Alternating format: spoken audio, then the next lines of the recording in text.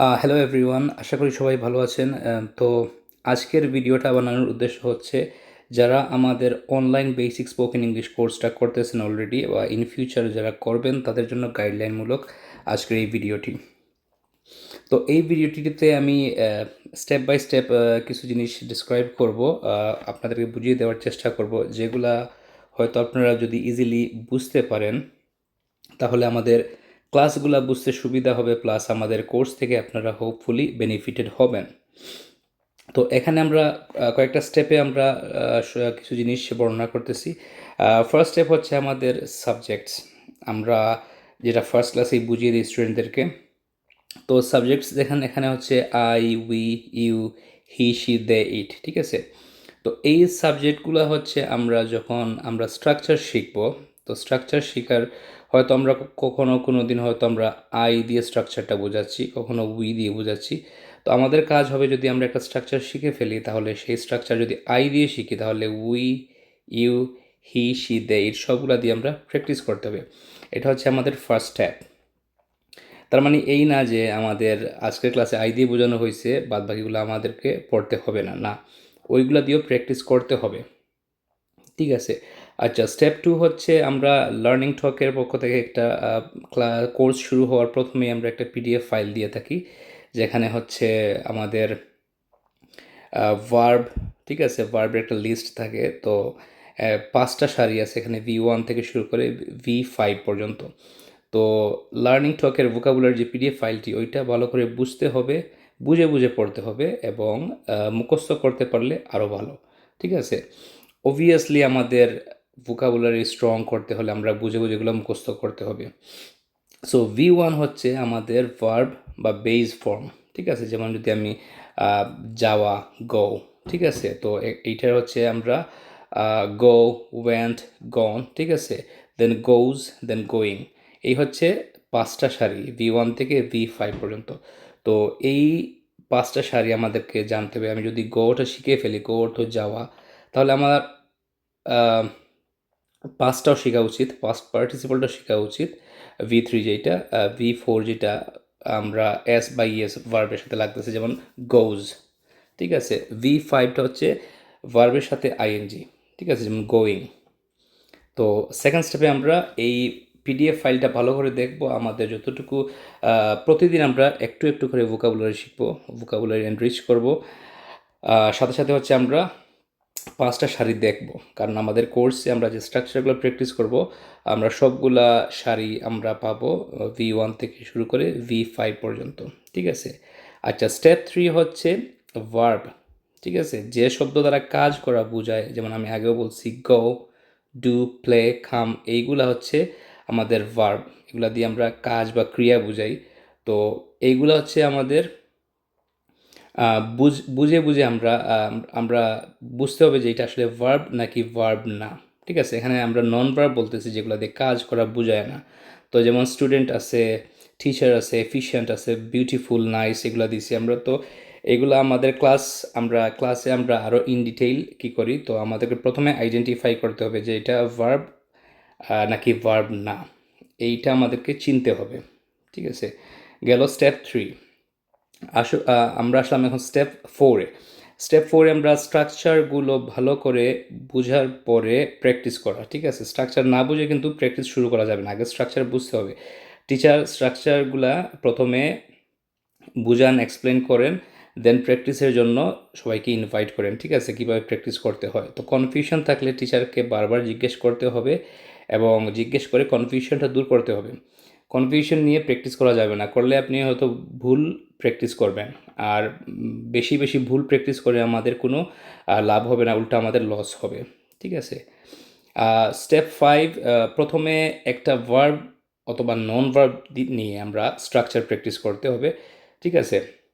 তো যখন আমরা একটা স্ট্রাকচার, একটা ভার্ব নিয়ে যখন একটা স্ট্রাকচার বুঝে ফেলবো, যেমন গো দিয়ে আই গো, ঠিক আছে, আমি যাই। আই ডু নট গো, আমি যাই না, ঠিক আছে। তো এরকম বোঝার পরে হচ্ছে আমরা ভার্বগুলো চেঞ্জ করব। গো থেকে আমরা প্লে চলে যাব, ঠিক আছে, খাম চলে যাব, ঠিক আছে, ইট চলে যাব, ওয়ান্ট, চাওয়া, ওইটাতে চলে যাব। তো এভাবে হচ্ছে আমরা বেসিক কিছু ভার্ব দিয়ে আমরা চেঞ্জ করে করে প্র্যাকটিস করতে হবে স্ট্রাকচারগুলো। প্রথমে আমরা সাবজেক্ট চেঞ্জ করলাম, দেন আমরা ভার্ব এবং নন ভার্ব চেঞ্জ করে আমরা প্র্যাকটিস করতে পারবো। ঠিক আছে, দেন আসলো হচ্ছে আমাদের স্টেপ 6। স্টেপ 6-এ আমাদের স্ট্রাকচারগুলোকে আমরা প্রধানত 4 ভাগে ভাগ করি। ঠিক আছে, এইটা একটু বুঝতে হবে। 4 ভাগের মধ্যে আমরা নাম্বার 1 2 3 4 এরকম 4টা দেই নাম্বার। নাম্বার হচ্ছে প্রথমটা দেখেন পজিটিভ আনসার, সেকেন্ডটা নেগেটিভ আনসার, তৃতীয়টা হচ্ছে পজিটিভ কোয়েশন, 4 নম্বর হচ্ছে নেগেটিভ কোয়েশন। এই জিনিসগুলো বুঝতে পারলে আপনাদের স্ট্রাকচার শেখা, স্ট্রাকচার বোঝা এবং সে অনুযায়ী প্র্যাকটিস করাটা ভেরি ইজি হয়ে যাবে। দেখেন প্রথম দুইটা হচ্ছে আনসার, পরের দুইটা হচ্ছে কোয়েশন। প্রথমটা হচ্ছে পজিটিভ আনসার, দ্বিতীয়টা হচ্ছে নেগেটিভ আনসার। ঠিক আছে, হা বোধক উত্তর, না বোধক উত্তর। ঠিক আছে, দেন হচ্ছে নাম্বার 3 and 4 দেখেন কোয়েশন, দুটোটাই কিন্তু কোয়েশন। একটা হচ্ছে হা বোধক কোয়েশন, একটা হচ্ছে না বোধক কোয়েশন। তো আমরা যদি স্ট্রাকচারগুলা, একটা স্ট্রাকচার দিয়ে আমি এক্সপ্লেন করতেছি, তো আমরা মোটামুটি আমাদের কোর্সে 30+ স্ট্রাকচার নিয়ে আমরা কাজ করব। স্ট্রাকচারকে একদম ভেঙে আমরা যতটুকু পারা যায় স্ট্রাকচারটাকে ভাঙার চেষ্টা করব। উইথ WH ওয়ার্ড আমরা স্ট্রাকচারটাকে আরও বেশি এক্সপ্লেন করার চেষ্টা করব। ঠিক আছে, তো আমরা যদি এই 4টা ভাগ প্রথমে দেখি, দেখেন আমি চাই, ঠিক আছে, আই ওয়ান্ট। তো এইটা কিন্তু আমাদের নাম্বার 1-এ পড়ছে, তো এটা হচ্ছে পজিটিভ আনসার বা হা বোধক উত্তর। ঠিক আছে, আমি যদি কোয়েশন, কেউ যদি আমাকে কোয়েশন করে what do you do you want, ঠিক আছে, তো আমি হা বা না দিয়ে অ্যান্সার দিতে পারছি, ইয়েস আই ওয়ান্ট। ঠিক আছে, তো এখন যদি কেউ বলে হোয়াট ডু ইউ ওয়ান্ট, তো সেটা হচ্ছে আমি হা বা না দিয়ে অ্যান্সার দিতে পারতেছি না, আমাকে বলতে হবে যে আই ওয়ান্ট এ কফি। তো এটা আমরা নিচের দিকে গেলে আমরা সেটা পাচ্ছি। তো নাম্বার 1 হচ্ছে আই ওয়ান্ট, আমি চাই, অ্যান্সার মাথায় রাখতে হবে পজিটিভ অ্যান্সার। নাম্বার 2 হচ্ছে আমি চাই না, I do not want, negative answer. আপনি যেহেতু না আছে নেগেটিভ। ঠিক আছে, আচ্ছা 3 এবং 4 বলছি কোয়েশন। তো দেখেন আমি কি চাই, ডু আই ওয়ান্ট, এটা যদি আমি সাবজেক্ট চেঞ্জ করে বলি, ইউ বলি, যদি ডু ইউ ওয়ান্ট, তুমি কি চাও, তাহলে কিন্তু কোয়েশন হচ্ছে। তো এটা হচ্ছে পজিটিভ কোয়েশন, এখানে কিন্তু নয়ের বিষয় আসলে না। যখন ন থাকবে বা না থাকবে সেখানে হচ্ছে নেগেটিভ। আমরা যদি 4 নাম্বার দেখি, আমি কি চাই না বা তুমি কি চাও না, ডু ইউ নট ওয়ান্ট। ঠিক আছে, আমি সাবজেক্টটাকে আইটাকে চেঞ্জ করে ইউ দিয়ে বলতেছি। আমি আমাকেও বলতে পারি ডু আই নট ওয়ান্ট, আমি কি চাই না, হা বা না যে কোনো একটা হতে পারে। যেহেতু নট আছে তার মানে আমরা একটা না বোধক প্রশ্ন ধরতেছি। সো আমি যদি বলি ডু ইউ নট ওয়ান্ট বা ডোন্ট ইউ ওয়ান্ট, মাথায় রাখতে হবে আমরা নর্মালি হচ্ছে কন্ট্রাকশন ছাড়া প্রথমে প্র্যাকটিস করি, দেন আমরা কন্ট্রাকশন সহ যারা কমফোর্টেবল ফিল করে তারা কন্ট্রাকশন ইউজ করতে পারেন। তো দেখেন, খেয়াল করে একটু দেখেন, do do I not want or don't I want, যখন ডোন্টটা হয়ে যাচ্ছে আইটা ওয়ান্টের সাথে, প্রথমে কিন্তু নট পরে ওয়ান্ট। ঠিক আছে, এখন পরেরটা কিন্তু আবার দেখেন ডোন্ট আই ওয়ান্ট, আইটা কিন্তু ওয়ান্টের সাথে। তো এই জিনিসটা আমরা মিস্টেক করে থাকি, আমরা কি বলি, আমরা ডু আই নট ওয়ান্ট আবার বলি ডোন্ট ডোন্ট আই ওয়ান্ট, আমরা বলি না। ঠিক আছে, এখানে আমরা মিস্টেক করে ফেলি। ডু আই নট ওয়ান্ট বা ডোন্ট আই ওয়ান্ট, ঠিক আছে, এভাবে বলতে হবে, either do I not want অথবা ডোন্ট আই ওয়ান্ট। আমি যদি ইউ দিয়ে বলি ডু ইউ নট ওয়ান্ট, তুমি কি চাও না, ঠিক আছে, ডোন্ট ইউ ওয়ান্ট, তুমি কি চাও না। তো এটা হচ্ছে নেগেটিভ কোয়েশ্চেন। তো এখানে মিস্টেক করা যাবে না, আমাকে প্রপারলি শিখতে হবে। আমি যদি কন্ট্রাকশন দিয়ে শিখি তাহলে কন্ট্রাকশন দিয়ে বলবো, যদি কন্ট্রাকশন ছাড়া শিখি বা বলি তাহলে আমরা যেভাবে লেখা আছে এভাবে, সাবজেক্টের চেঞ্জ হবে, আই এর জায়গায় উই, ইউ, হি, শি, দে, এগুলো চেঞ্জ হতে পারে। ঠিক আছে, কারণ আমি তো শুধু আমাকে নিয়ে বলি না, আমি আপনাকে নিয়েও বলি, তাদেরকে নিয়েও বলি। তো আমি যখন কোয়েশন করবো এরকম, আমি না বোধক কোয়েশন করতে চাই, আমি 4 নাম্বার ইউজ করব। ঠিক আছে, আমি যদি পজিটিভ কোয়েশন করতে চাই আমি 3 নাম্বার ইউজ করব। ঠিক আছে, এখন আমরা জাস্ট সাবজেক্টটা চেঞ্জ করে হি অথবা শি দিয়ে একটু দেখি। প্রথমটা সে চায়, শি ওয়ান্টস অথবা হি ওয়ান্টস। ঠিক আছে, এখানে এস বা ইএস লাগতেছে। এখানে যদি ওয়ান্টের জায়গায় অন্য কোনো ভার্ব থাকতো, যেমন গো থাকতো, গোজ হইতো, ইএস লাগতো। ঠিক আছে, এখানে শি ওয়ান্টস, এস লাগছে, জাস্ট একবার লাগলো। ঠিক আছে, নাম্বার 2 হচ্ছে আমাদের নেগেটিভ আনসার। ঠিক আছে, নেগেটিভ আনসার। তো এখানে হচ্ছে he she does not want, তার মানে এরপরের যে নাম্বার 2 3 and 4 এখানে ভার্বের সাথে এস বা ইয়েস লাগে না, জাস্ট একবার লাগবে, ঠিক আছে? 2, 3, 4 লাগতেছে না। আর একটু ভালো করে আমরা যদি খেয়াল করি, আগের ছিল ডু, এখন হয়েছে does. He does not want, either he does not want অথবা শি ডাজন্ট ওয়ান্ট, ঠিক আছে? বা হি ডাজন্ট ওয়ান্ট, যেভাবে আমরা কমফোর্টেবল ফিল করি। বাট আমি চাই আপনারা প্রথমে এইটা শিখেন, শি ডাজ নট ওয়ান্ট, পুরা ফর্মটা শিখেন, দেন আপনি কন্ট্রাকশন করেন, ঠিক আছে? আচ্ছা, কোয়েশন হচ্ছে সে কি চায়, ডাজ শি ওয়ান্ট। আমি যদি বলি সে কি এক কাপ কফি চায়, does she want a cup of coffee, তো ডাজ হি ওয়ান্ট অথবা does she want a cup of coffee, ঠিক আছে? আমি কোয়েশন করলাম, এইটা কিন্তু হা এবং না দিয়ে অ্যান্সার দেওয়া যায় ইয়েস অথবা no. She does not want a cup of coffee, she does not want বা হি ডাজ নট ওয়ান্ট, দেখেন আমি নাম্বার 1 ইউজ করে অ্যান্সার দিচ্ছি। আমাকে প্রশ্ন করা হয়েছিল নাম্বার 3 দিয়ে, আমি অ্যান্সার দিচ্ছি নাম্বার 1 দিয়ে, সরি নাম্বার 2 দিয়ে।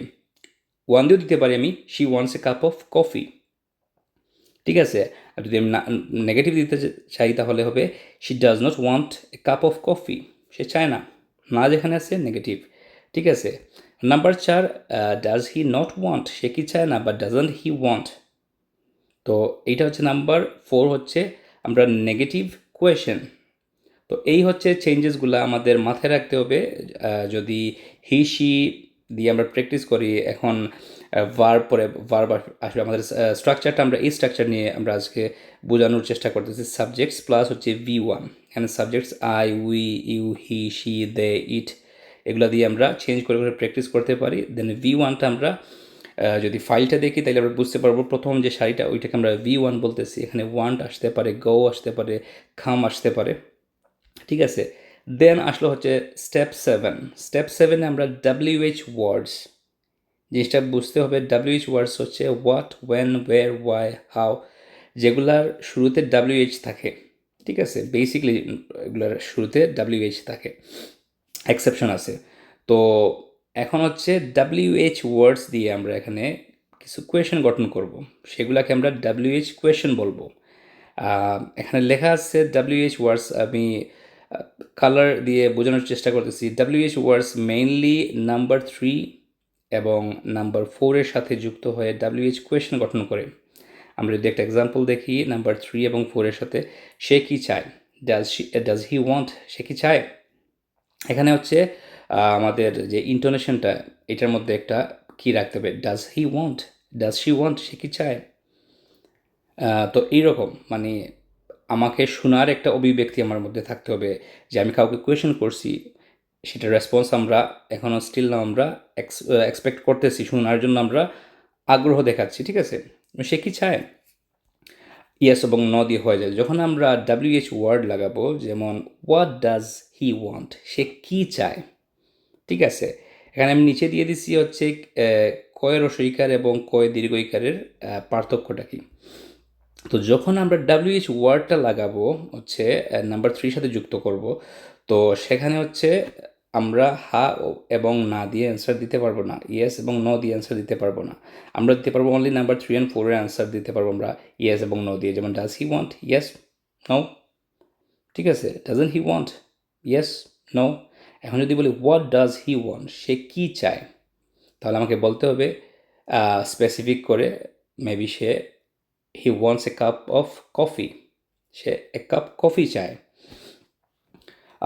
তো এরপরে হচ্ছে আমরা যদি বলি হোয়েন দিয়ে, when does he want to go, to go আমি এক্সটেনশন করছি সেন্টেন্সে কে, তো what does sorry when does he want to go, সে কখন যেতে চায়। তো আমি যদি ইয়েস এবং নো দিয়ে অ্যান্সার দিই হবে, আমার তো মনে হয় না হবে। তো when does he want to go, আমরা একটা টাইম স্পেসিফিক বলতে হবে, যেহেতু ওয়েন দিয়ে আমরা টাইমটাকে ইন্ডিকেট করতেছি, মেবি সে সকালে যেতে চায়, সে বিকালে যেতে চায়, ঠিক আছে?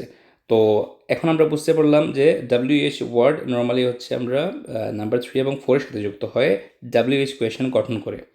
আচ্ছা, এখানে হচ্ছে হ্যাঁ বা না দিয়ে যে সকল প্রশ্নের উত্তর দেওয়া যায়, সে সকল ক্ষেত্রে রসইকারের কী ব্যবহৃত হয়, এবং হ্যাঁ বা না দিয়ে যে সকল প্রশ্নের উত্তর দেওয়া যায় না, বিশদ বিবরণ দিতে হয়, সে সকল ক্ষেত্রে কি দীর্ঘ ইকার এর কি দীর্ঘ ইকারের কি ব্যবহৃত হয়। তো এইটা আমাদের জাস্ট জেনে রাখতে হবে, ঠিক আছে? এই দুইটা পার্থক্য জানতে হবে। যদি আমরা আগে না জেনে থাকি তাহলে এখন জানলাম, আর যদি জেনে থাকি তাহলে সেটা ভালো। তো এই হচ্ছে আমাদের পার্থক্য। WH ওয়ার্ড মানে যুক্ত হওয়ার পরে কি পার্থক্যটা মানে আসে। আচ্ছা, তো এখানে আছে আমাদের কিভাবে অনুশীলন করবেন, এইটা আমরা পজিটিভ, নেগেটিভ, দেন আবার হচ্ছে যে অ্যান্সারের পর হচ্ছে আমরা কোয়েশন আসে। তো ওইগুলো হচ্ছে প্র্যাকটিস আমরা আহ, যদি আমি একটা জাস্ট আমি বলতেছি, যেমন পজিটিভ অ্যান্সারের ক্ষেত্রে আমি আই এর সাথে এম যুক্ত হয়, ওয়াজ যুক্ত হয়, হ্যাভ, শ্যাল অথবা উইল, ঠিক আছে? তো আবার যদি negative, I am not, I was not, ঠিক আছে, I have not, I shall not. তো এগুলো আমরা যখন কোর্স করব আমরা স্টেপ বাই স্টেপ একটার পর একটা ক্লাসে আমরা এগুলা বুঝিয়ে দেওয়া হবে। তো এগুলা আমরা ক্লাসে ইনশাল্লাহ বুঝাবো। আর এখানে একটা আমরা এক পলকে আমরা দেখে নিচ্ছি হচ্ছে আমাদের অনলাইন বেসিক স্পোকেন ইংলিশ কোর্সে যে স্ট্রাকচারগুলো নর্মালি পড়ানো হবে। এই যে এখানে হচ্ছে আমি কালার দিয়ে একটু আলাদা করার চেষ্টা করছি। হচ্ছে আমরা 3 ধরনের স্ট্রাকচার শিখব। একটা হচ্ছে ভার্ব থাকবে, ঠিক আছে? আহ, সবগুলাই হচ্ছে স্ট্রাকচার ভার্ব নিয়ে গঠিত। একটা হচ্ছে নন ভার্ব, এখানে কোনো ভার্বের কাজ, ক্রিয়া, কর্ম এগুলো নাই, ঠিক আছে? এই যে রেড যেগুলো আছে আর ব্লু যেগুলো হচ্ছে সেগুলো হচ্ছে ভার্বের। আর লাস্টে একটা হচ্ছে আমরা যেটা পেসিভ স্ট্রাকচার হিসেবে আমরা জানি, ঠিক আছে? তো এই হচ্ছে আমাদের স্ট্রাকচারগুলা।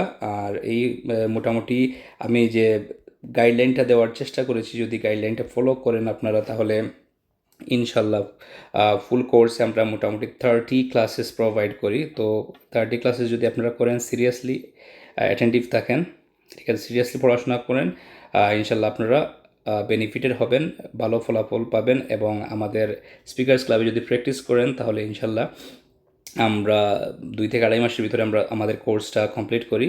ইনশাল্লাহ আপনাদের ইংলিশের বেসিক নিয়ে আমরা কাজ করছি। তো বেসিকটা আপনাদের স্ট্রং হয়ে যাবে এবং আপনারা কনফিডেন্সের সহিত আপনারা ইংরেজিতে কথা বলতে পারবেন। That's for today, thank you very much.